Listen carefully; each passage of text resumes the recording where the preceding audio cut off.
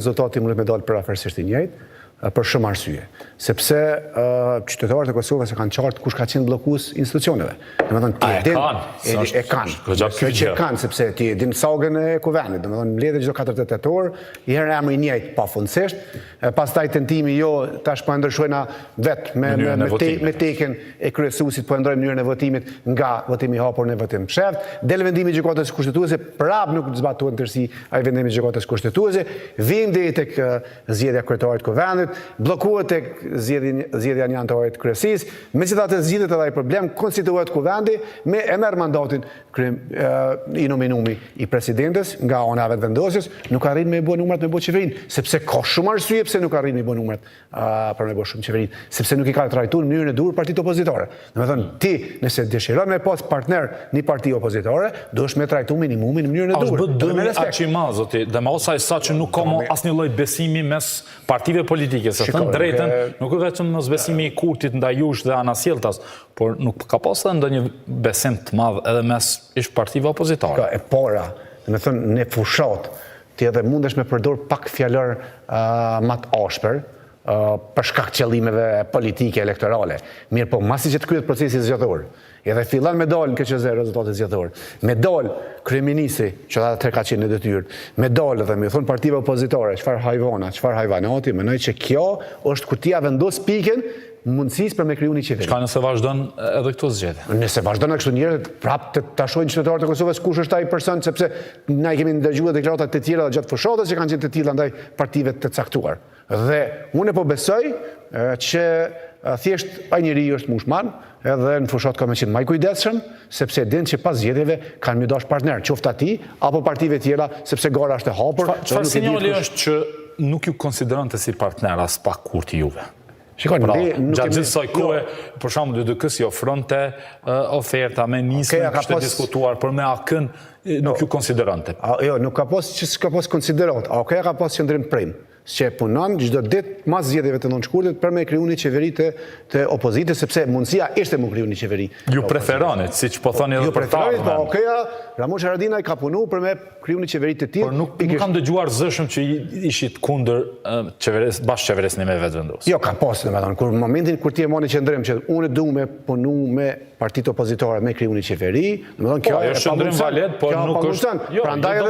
Prandaj edhe ka pas deklarata të vetëvendosjes ku kanë thonë që AKS nuk I çojnë ftesë për shkak se ata janë vetë deklaruar që nuk duhen me bashkëpunu me neve. Që ka qenë rregull, ne kemi pas këtë qendrim politik, ka qenë në rregull, po pastaj kanë qenë parti tjera që nuk ka qenë ftesa as pak serioze, e më ftesa ndaj LDK-s çfarë ka qenë, nuk ka qenë ftesë për me bë koalicion, ka qenë ftesë për me refuzu, për mos me bë koalicion. Domethënë na këtë di me lexu edhe me analizu se çfarë është kujt në letër. Se jeni vetëm një vit në politikë, sot të mosa, edhe kur e mendon, sidomos kur shërben një kohë gjatë në shoqërinë civile, tjera brenga mbase edhe tjera dhe përgjithësi, le të themi, tash si është politikën pas një viti, pra realisht një vit ju edhe një vit blokade, jo që ju jeni fajtori për këtë, por apo e shihni si një arenë të jetë të ashpër dhe ku po e çon vendin kjo? Padyshim mendoj që arena politike është shumë e ashpër.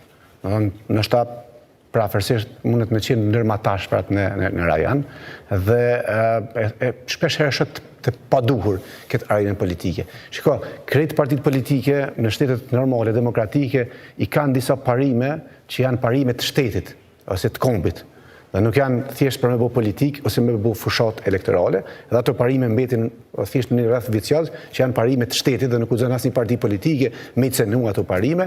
Në Kosovë mendoj që kemi dështu, ose jo vetëm Kosovë, po ndoshta edhe si kom shqiptar kemi dështu për me kriju një platformë të tillë, me thonë që çtojnë parime të shtetit, çtojnë parime të kombit, që to nuk guxon askush me prek pa marrë parasysh kur jeni politik, do të thonë hala bëhet politik me gjithçka, dikush Kosova si thot projekti përkohshëm, dikush nuk I respekton simbolet, dikush do të thonë merr veprimet e tjera, mendoj që që kjo fazë e këtij 9 muajorëshi të blokadës, mendoj që ka qenë reflektim për skenën politike dhe jam I bindur kogja shumë që ka pas reflektim pozitiv në këtë skenën politike. Po pse do të ketë kur aktorët janë të njëjtë? Njerëzit janë të njëjtë. Po që aktorët ndryshojnë, reflektojnë, me prit që dikush në politik I mon parimet që aty rrin ngulet që aty, domethënë atëherë është absurde, sepse politika është evolim.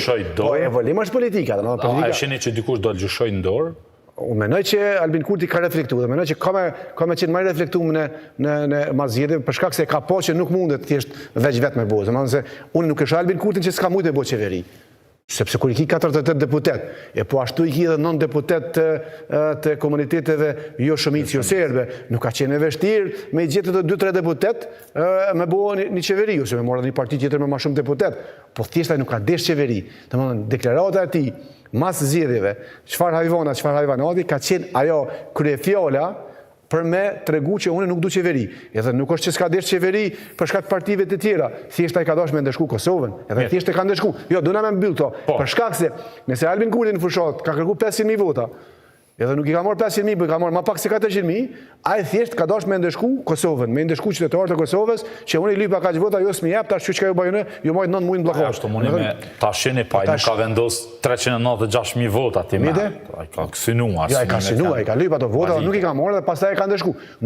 Gjema një lider të një venit normal evropian, demokratik, që i fiton zgjedhjet me 48 deputet, ose me 42%, edhe del bën asnjë deklaratash kundër partive opozitare, edhe thjesht nuk ulet me një herë me është e kritikueshme, tash nëse edhe flasim. Jo e kritikueshme, është skandaloze, sepse ti po e pamundson, ti po e bllokon shtetin, se po mos ish boja deklaratë e shumë veprime të tjera, atëherë normalisht ish deklarata ka qenë e rëndë, por deklarata ja u përmenda më herët atë liderit tuaj ndaj Kurtit, por është pastaj partner potencial. Ajo çfarë dua t'ju pyes është nga aspekti demokratik. Edhe 48 deputet, 42% vote madhe. Dy partit e pasuese nuk arrinin t'i bënin bashk përqindjen e partisë parë. Tash, ju natyrisht jeni në opozit, keni tjera synime, por në anën tjetër, nga aspekti demokratik, pavarësisht se çfarë ka ndodhur, a besoni që pak du ta rishqyrtoni pozicionin nëse dalin numrat e njëjtë në zgjedhjet e ardhshme? Jo, prap po e përsëris se numrat e njëjtë është e pamundur me dalë. Nuk ka mundësi me dalë numrat e njëjtë. Saksisht njëjtë s'do dalë, po nëse i sheh zgjedhjet parlamentare janë mojt me non shkurt, pastaj patëm zgjedhjet lokale raundin e parë dhe raundin e dytë, domethënë e shet qysh ndryshon votuesi në Kosovë. Domethënë votuesi i Kosovës nuk është rigjid i ngulitëm që vetëm që tu votoj, po ndryshon varësisht edhe pe gjonave që ndodhin në shoqëri.